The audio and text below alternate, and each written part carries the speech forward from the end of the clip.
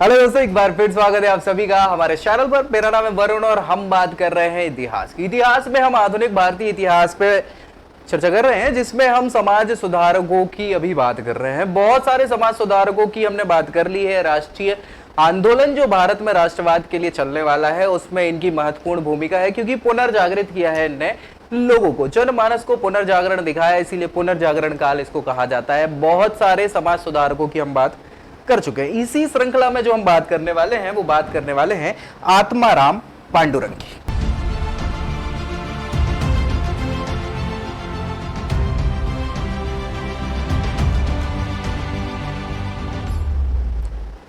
तो चलिए शुरू कर लेते हैं। भैया पीछे आप फोटो देख पा रहे होंगे, आत्माराम पांडुरंग, ये नाम आपने बहुत सुना होगा। एक तो रामचंद्र पांडुरंग का नाम भी आपने सुना होगा, तात्या टोपे का नाम हुआ करता था, जो 1857 के महान क्रांतिकारियों में से एक रहे हैं। यहाँ पे आत्माराम पांडुरंग जो है ये महोदय, इनको हल्के में मत लेना भाई साहब, प्रार्थना समाज के संस्थापक हैं। ये किसके?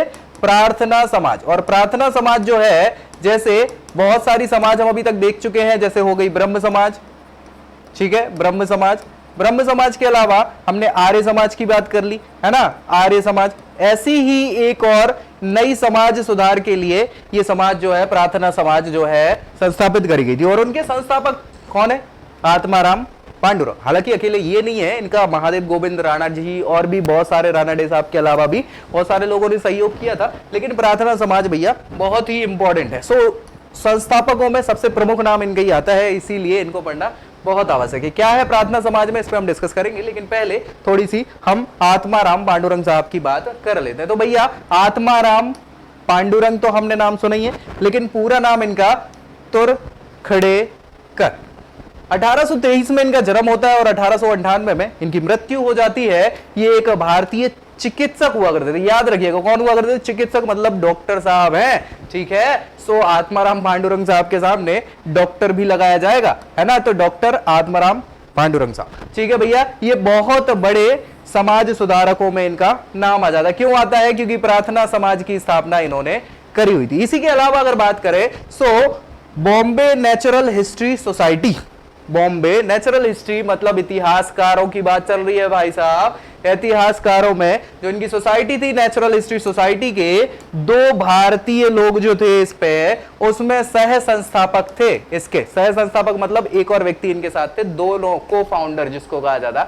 सो सह संस्थापक थे। दूसरे व्यक्ति विशेष का नाम सखाराम अर्जुन है। सो भैया इतिहासकार भी रहे हैं, चिकित्सक तो थे ही, इतिहासकार भी रहे। और एक इतिहासकार ने जो है इनका सपोर्ट किया हुआ है, देखिए दोस्त बन जाते हैं बहुत सारे, तो उन्होंने प्रार्थना समाज के गठन में भी सहयोग यहाँ पे दिया हुआ है। आत्माराम पांडुरंग साहब जो है ये आस्तिक, क्या भैया? आस्तिक और नास्तिक दो विचारधाराएं होती है। भगवान को मानने वाला आस्तिक और ना मानने वाला नास्तिक। सो ये भगवान को मानने वाले व्यक्ति थे, ऐसे सुधारक हुआ करते। मतलब प्रार्थना समाज कहीं ना कहीं भगवान पे तो फोकस कर रही है, ईश्वर को तो मान रही, ठीक है। सो इन्होंने और समाज सुधार के कार्यों में क्या किया? बाल विवाह को रोकने का काम, विरोध का काम किया, और भी जो हिंदू परंपराओं में कुरीतियां व्याप्त थी उनको समाप्त करने की बात करी, विरोध स्वरूप, है ना, ठीक है। इसके अलावा पृथ्वी लिखा हुआ है, नहीं प्रार्थना है ये, है ना, अगेन प्रार्थना समाज। प्रार्थना समाज की स्थापना कब हुई? इनके घर पे हुई भैया। कब हुई? 31 मार्च के दिन, 31 मार्च 1867 को प्रार्थना समाज का गठन हुआ। ये पूछ लिया जाता है कि प्रार्थना समाज का गठन कब हुआ, तो 31 मार्च 1867 को। कहां हुआ? आत्माराम पांडुरंग जो साहब हैं, इनके घर पे ही इसका स्टैब्लिशमेंट, संस्थापना होती है। प्रार्थना समाज क्या है भैया? प्रार्थना समाज सेम टू सेम, जैसे हमने ब्रह्म समाज पढ़ा था ना, ब्रह्म समाज, तो ब्रह्म समाज के जैसी ही सेम टू सेम एक समाज है।